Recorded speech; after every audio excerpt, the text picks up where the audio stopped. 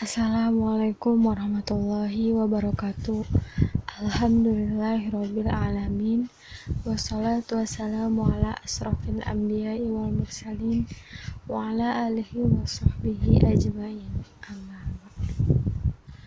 Pada video kali ini aku akan membahas sedikit mengenai tafsir Quran surat Al-Ahzab ayat 56 sampai 59. Semoga bisa mendatangkan keberkahan bagi saya dan bagi yang mendengarkan.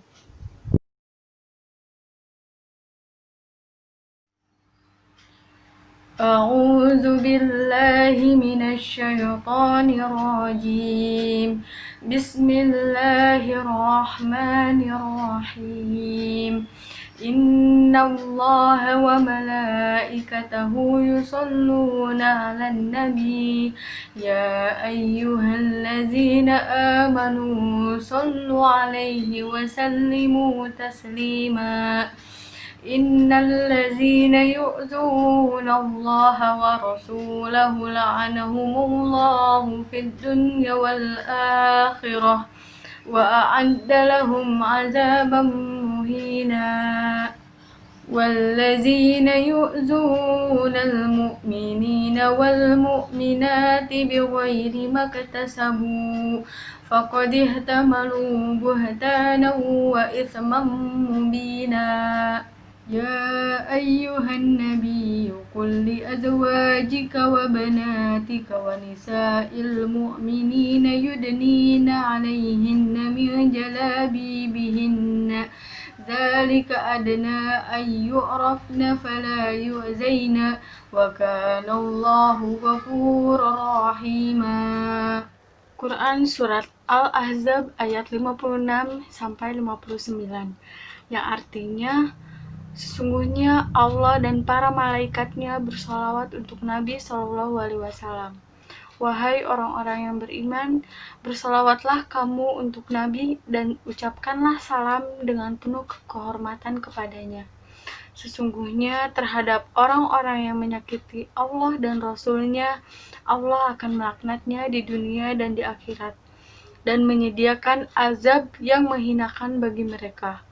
Dan orang-orang yang menyakiti orang-orang mukmin, laki-laki dan perempuan, tanpa ada kesalahan yang diperbuat, maka sungguh mereka telah memikul kebohongan dan dosa yang nyata.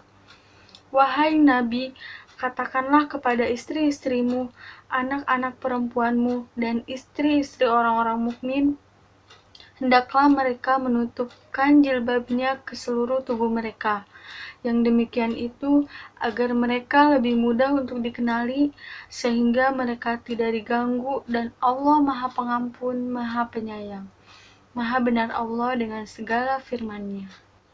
Pada ayat ke-56 surat Al-Ahzab, Al-Bukhari meriwayatkan Abu Al-Aliyah berkata, Shalawat Allah Subhanahu wa Ta'ala adalah pujiannya kepada Nabi di sisi para malaikat, sedangkan sholawat para malaikat adalah doa. Lalu Ibnu Abbas berkata bahwa mereka bersolawat, mereka meminta keberkahan. Dan para ahli sepakat bahwa makna dari sholawat dalam bahasa Indonesia adalah ad-du'a, yaitu doa. Dalam ayat ini menjelaskan bahwa Allah Subhanahu wa Ta'ala bersolawat untuk Nabi, yaitu sebagai pujian kepadanya. Sedangkan para malaikat bersolawat untuk Nabi SAW adalah sebagai doa. Jadi kita juga sebagai umat Allah Subhanahu wa Ta'ala hendaknya kita bersolawat kepada Nabi SAW. Selanjutnya pada ayat ke-57 sampai 58 dalam tafsir Ibnu Katsir bahwa pada ayat kedua ini bahwa yang menyakiti Allah Subhanahu wa Ta'ala adalah melanggar perintah-perintahnya, melakukan larangan-larangannya, dan berusaha bergelimang di dalamnya. Dan menyakiti Rasul SAW adalah menyakiti Rasulnya dengan cara menghina dan merendahkan. Selanjutnya pada ayat ke-59 surat Al-Ahzab, Pada tafsir Siddiqi dijelaskan bahwa pada saat itu masih berkeliaran orang-orang yang suka mengganggu perempuan budak. Dan kadang-kadang juga mereka mengganggu perempuan merdeka. Apabila ditanya mengapa mereka mengganggu perempuan merdeka, jawaban mereka adalah karena perempuan merdeka itu disangkanya sebagai perempuan budak akibat tiada beda antara keduanya. Maka agama menyuruh perempuan merdeka membedakan diri dari perempuan budak dalam masalah berpakaian, yaitu dengan menutup seluruh badannya secara baik, menutupi kepala, di samping menutup seluruh anggota badannya yang lain. Allah Subhanahu wa Ta'ala memberikan perintah kepada istri-istri Nabi, anak-anak perempuan Nabi, dan perempuan mukmin yang lain supaya menutupi tubuhnya dengan jilbab apabila mereka keluar rumah, sehingga mereka berbeda dari budak-budak. Jilbab sama dengan izar atau kain. Sedangkan Al-Jauhar berkata, jilbab adalah pakaian yang menutupi seluruh tubuh.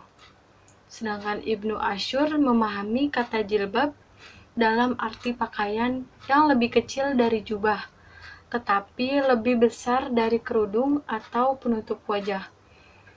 Ini diletakkan wanita di atas kepala dan terulur kedua sisi kerudung itu melalui pipi hingga seluruh bahu dan belakangnya. Ibnu Ashur menambahkan bahwa model jilbab bisa bermacam-macam sesuai perbedaan keadaan atau selera wanita dan yang diarahkan oleh adat kebiasaan.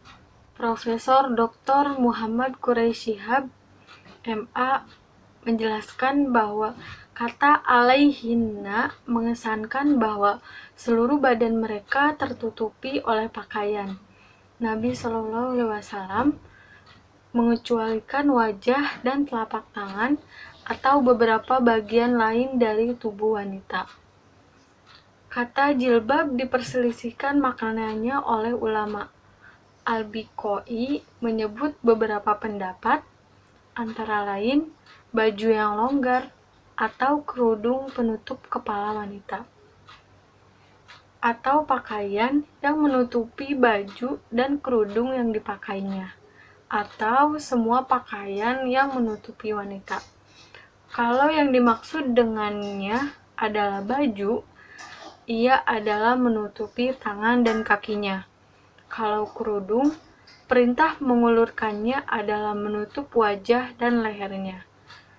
Jika maknanya pakaian yang menutupi baju, perintah mengulurkannya adalah membuatnya longgar sehingga menutupi semua badan dan pakaian.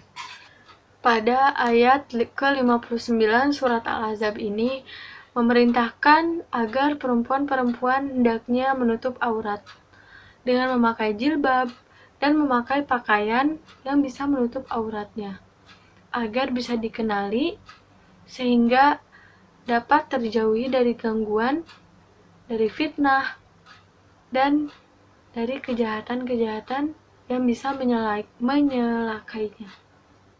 Kejahatan-kejahatan seperti pelecehan. Jadi kepada para wanita, khususnya saya sendiri, hendaknya kita menutup aurat kita agar terjauh dari gangguan dan fitnah. Kesimpulan dari tafsir Quran Surat Al-Ahzab ayat 56 hingga 59 ini yaitu bahwa kewajiban kita untuk bersolawat kepada Nabi Muhammad SAW sebagaimana Allah Subhanahu wa Ta'ala dan malaikat melakukannya juga. Bahwa sholawat yang dilakukan untuk Nabi Muhammad SAW adalah sebuah bentuk kemuliaan.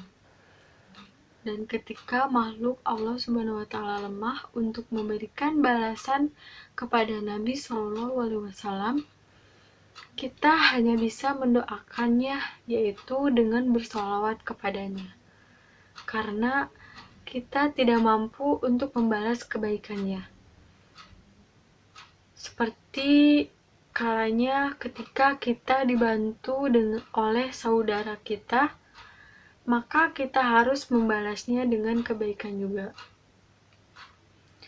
Selanjutnya yaitu kewajiban kita untuk tunduk dan patuh kepada Allah Subhanahu wa Ta'ala, yaitu tidak seperti orang-orang yang menyakiti Allah dengan perbuatan-perbuatan kufur yang dapat menyakitinya, dan mempunyai sifat yang tidak pantas di hadapan Allah Subhanahu wa Ta'ala. Kewajiban untuk tidak menyakiti Rasul yaitu dapat diwujudkan dalam mencontoh semangat berjuang Rasulullah SAW dalam memperjuangkan agama. Selanjutnya yaitu perintah untuk menggunakan jilbab.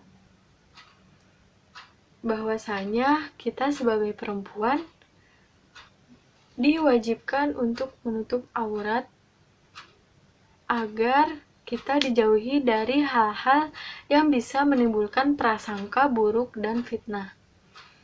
Seperti ketika kita hendak keluar rumah, maka pakailah pakaian yang tertutup. Pakaian yang tertutup itu membedakan bahwa wanita itu adalah wanita terhormat, agar tidak mengundang gangguan dan pelecehan. Dan pakailah jilbab untuk menampakkan kehormatan, bukan menggunakan jilbab yang mengundang perhatian orang agar kita tidak diganggu. Jadi, hendaknya kita menggunakan pakaian yang menutup aurat, bukan menggunakan pakaian yang bisa mengundang perhatian orang, agar kita terjaga dan terjauh dari hal-hal yang buruk yang bisa menimpa kita. Terima kasih. Mohon maaf apabila terdapat salah-salah kata. Wassalamualaikum warahmatullahi wabarakatuh.